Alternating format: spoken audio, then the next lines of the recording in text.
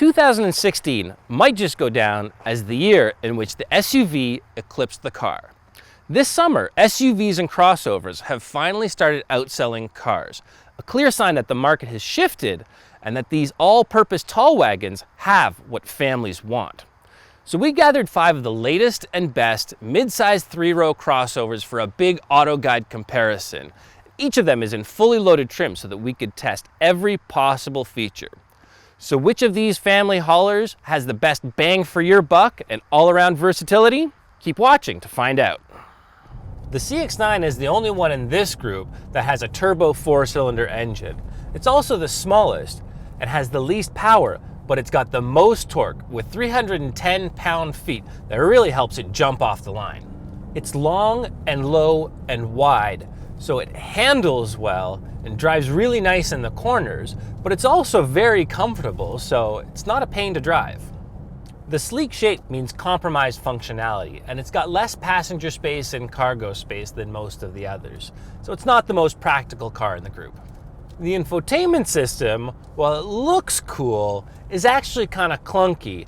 The touchscreen only works when you're standing still, and the knob and menus are just a little bit convoluted, so it's never as easy as you think it's going to be.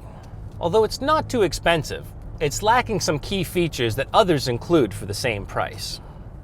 As much as we want to love the CX-9 because of its great driving characteristics, it just doesn't have enough of the practicality, and the infotainment's just a bit too clunky, so it leaves us a bit cold at the end of the day.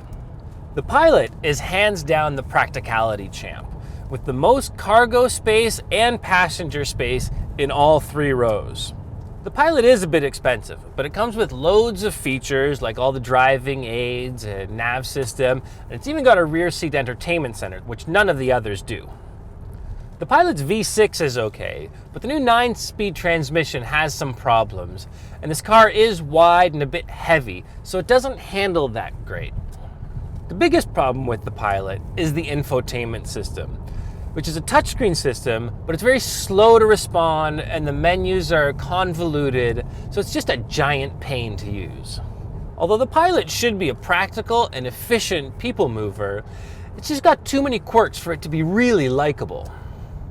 The GMC Acadia is the newest of this bunch, this 2017 model, just hitting the market this summer in a much smaller, lighter, more efficient package.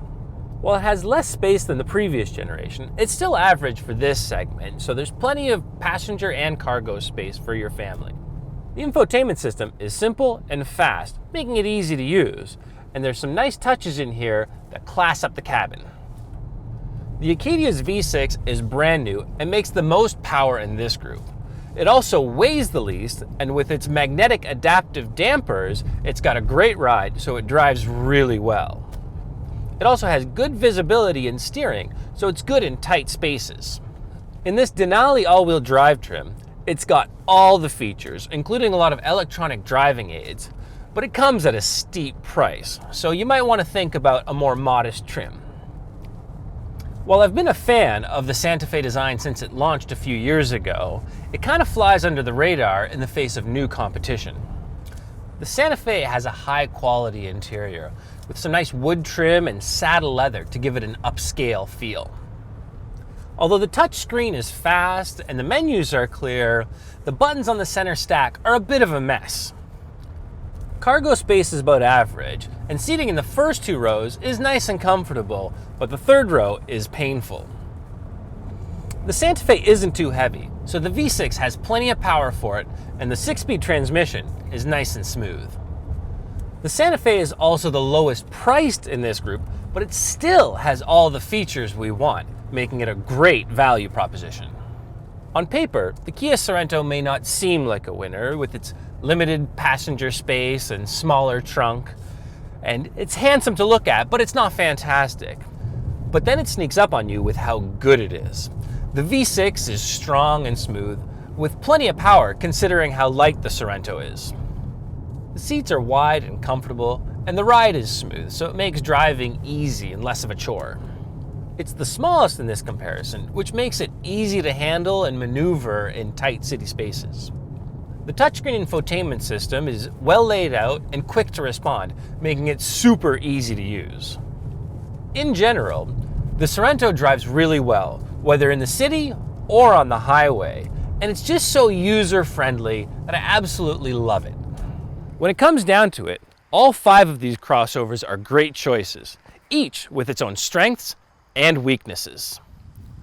The Sorento is simply greater than the sum of its parts. If you can live with the modest cargo space and the cramped third row, everything else about it is easy to live with, from its smart interior to its good driving manners. I really enjoyed spending my time in it.